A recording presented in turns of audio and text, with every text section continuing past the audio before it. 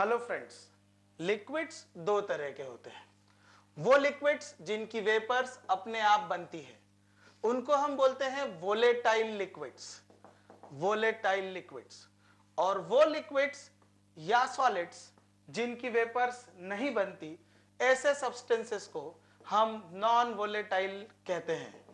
बहुत ज्यादा गर्म करने पर इनकी वेपर बन सकती है, पर ऑर्डिनरी कंडीशन में इन सब्सटेंसेस की वेपर्स नहीं बनती।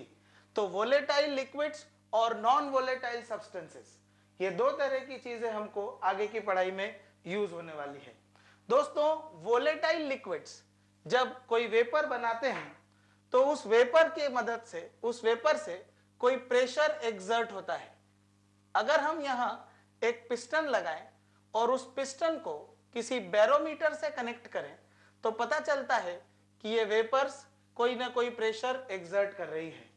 अगर ये एक प्योर सॉल्वेंट है, अगर ये वोलेटाइल लिक्विड एक प्योर सॉल्वेंट है, तो इस प्योर सॉल्वेंट का कुछ ना कुछ वेपर प्रेशर होगा।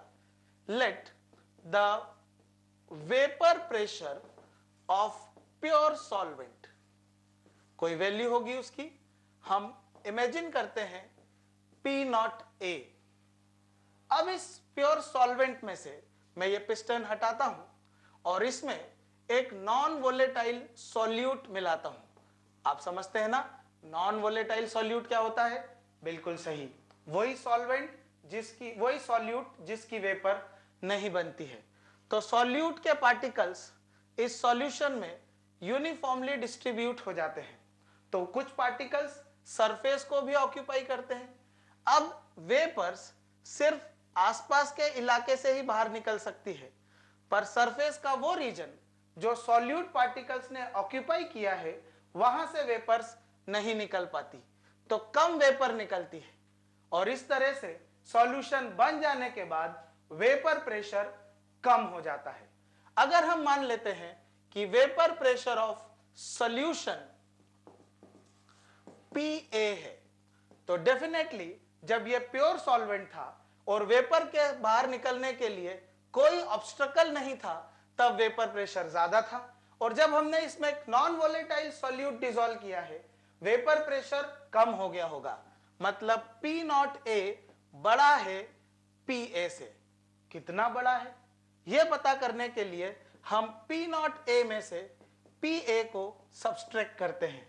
यह जो डिफरेंस है इसको कहते हैं lowering of vapour pressure.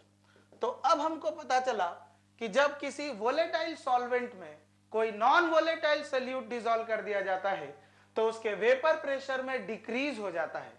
This phenomenon is known as lowering of vapour pressure. कितना डिक्रीज हो जाता है? Vapour pressure of pure solvent minus vapour pressure of the solution. दोस्तों, अगर इस लोअरिंग ऑफ वेपर प्रेशर को हम डिवाइड कर देते हैं vapour pressure of pure solvent से, तो हमको मिलता है relative lowering of vapour pressure. Relative lowering of vapour pressure. यह तो था volatile non volatile substances lowering of vapour pressure और relative lowering of vapour pressure.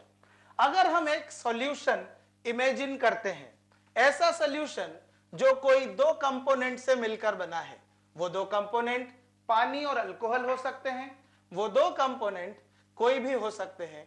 अगर हम मान लेते हैं एक कंपोनेंट A है और दूसरा कंपोनेंट B है।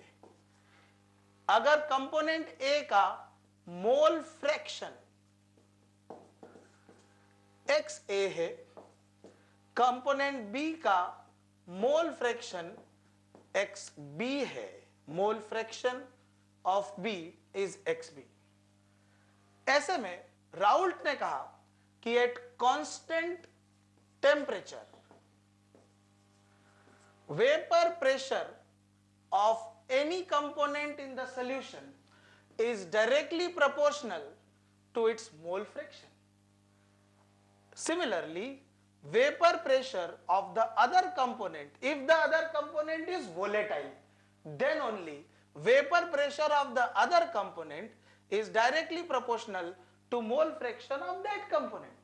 अगर पानी और अल्कोहल से मिलाकर एक सॉल्यूशन बनाया गया, जितना ज्यादा अल्कोहल डालेंगे उसकी उतनी ज्यादा वेपर बनेगी, उसकी उतनी ज्यादा बदबू आएगी। अगर पानी ज्यादा डालेंगे तो पानी की उतनी ज्यादा वेपर बनेगी। इस तरह से राउल्ट्स लॉ बहुत ही इजी है। Vapour pressure of any component of the solution is directly proportional to mole fraction of that component. इस प्रोपोर्शनल के साइन को हटाने के लिए और इक्वलिटी के साइन को लगाने के लिए हमें एक कांस्टेंट देना पड़ता है, वो है P नॉट A। तो PA बराबर P नॉट A XA। इसी तरह से PB इक्वल्स टू, इस प्रोपोर्शनल के साइन को हटाया, इक्वलिटी का साइन लगाया, तो हमें कांस्टेंट देना पड़ा P नॉट B XB। इसको मान लेते हैं इक्वेशन नंबर 1, इसको मान लेते हैं इक्वेशन नंबर 2।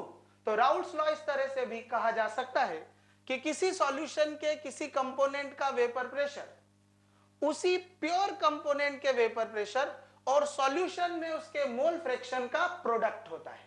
अब एक तीसरी बात करते हैं। हम जानते हैं कि किसी भी सॉल्यूशन के सभी कंपोनेंट्स के मोल फ्रैक्शन का सम हमेशा 1 होता है। इसका मतलब XA प्लस XB 1 होगा, तो XA बराबर होगा 1 माइनस XB। इसको इक्वेशन नंबर 3 कह देते हैं। अब इक्वेशन नंबर 3 से XA की वैल्यू इक्वेशन नंबर 1 में रखते हैं। तो इक्वेशन नंबर 1 में XA की वैल्यू रखते हैं PA equals to P naught A 1 minus XB that is XA।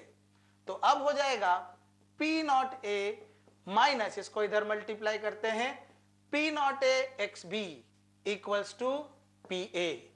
दोस्तों अब एक छोटा सा शिफ्टिंग करते हैं, इस minus P naught A XB को उधर ले जाते हैं, तो ये बन जाता है P नॉट A XB। ये P नॉट A अपनी जगह पर है, इस PA को इधर लेकर आते हैं तो ये माइनस PA हो जाता है। आप पहचान रहे हैं और बिल्कुल सही पहचान रहे हैं, ये लोवरिंग ऑफ वेपर प्रेशर है। XB को यहीं रहने दीजिए, P naught A minus PA upon P naught A, ये है relative lowering of vapour pressure of A, जो बराबर होती है मोल फ्रैक्शन ऑफ B के।